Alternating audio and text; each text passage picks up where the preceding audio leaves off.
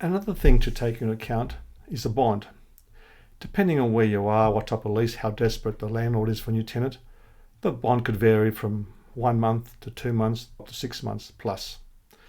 Normally in a retail situation, like a restaurant situation, normally a 3-month is pretty much par for the course. But then again, if it's a really prime location, a lot of competition, the landlord could ask for up to 6 months. So check that out. What is the reputation of the landlord? Have they got a good record? Maybe possibly speak to other tenants. How have they been looked after? Are the problems sorted out quickly and professionally? Look around. Is there any evidence of poor workmanship or cheaply done bandaid treatments around? They're good hints. Some landlords just want to have bandaid treatments. And it's quite obvious. Is the place well maintained? Look at the outside. The presentation. Is it clean from the outside? The public area is cleaned. Does it look professional? Do you have a specialist restaurant lawyer? It's important you get a lawyer who knows the business, understands the laws related to restaurants and leases. You don't want to get a divorce lawyer doing it for you, or someone who's got no experience. Divorce lawyers or whatever DUI lawyers might be perfect for it. What experience they have in that area. Restaurants are specialist areas, so treat them as such. Do you have someone working with you, a restaurant coach or broker, who can work in with your lawyer? Know what questions to ask. Make sure they're answered properly. Work together with the lawyer. You've got to work as a team. The lawyer's got to be cooperative, the same way as the broker's got to be cooperative, or coach, or whoever you're working with. Someone's working for your best interests. Make sure that happens.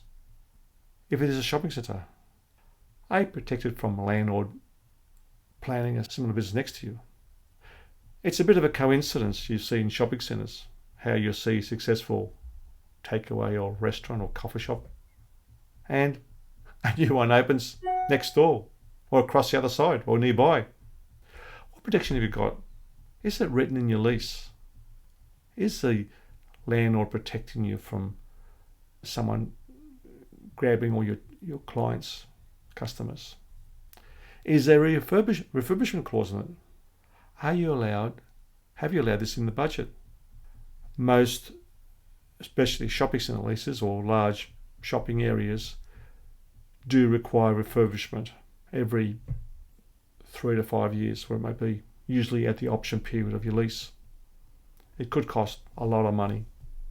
So if you're getting a new business in the middle of a lease, find out, get an idea, speak to the shopping centre manager to find out what will be required.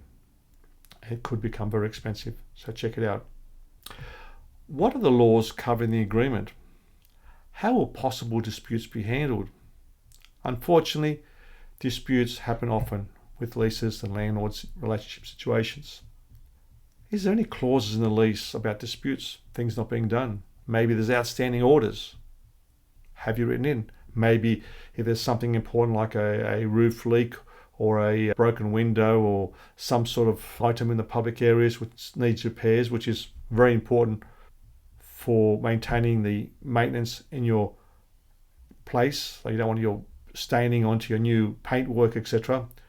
What guarantee is the landlord giving you that the work will be done in a certain period of time? Have it written, a contract. Make sure it's written. You don't want disputes. Have the contract done properly. What are the parking options there? What will you do if your DA requires more parking? Is there parking areas allowed there? You may find that it's a council car park and the landlord says, oh listen, there's a council car park there you can use. Maybe you can. There may be restrictions.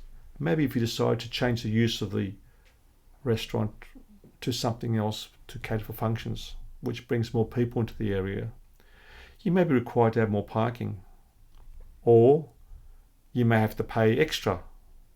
So if the council predicts you're going to need 20 more parking spots, you may have to pay for 20 parking spots. Could cost you $50 or $100 each plus. adding to your costs. Factor them in.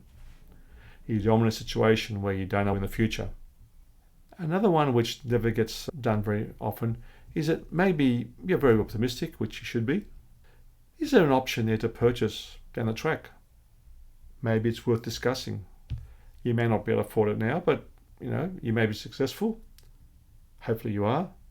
And you may find in 5 years' time, you may be able to have the funds to buy it. Maybe you can put a clause in there.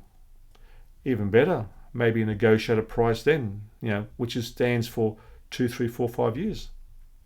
I've had clients who've negotiated with landlords to buy the premises 2, 3, 5 years down the track. Some have ended up with really good bargains. Some have gone to market value, but it's good to have the option, just in case. You never know. You may be own the building one day. Any comments? I'd like to hear them. And please subscribe to this channel for more tips on helping you with your restaurant.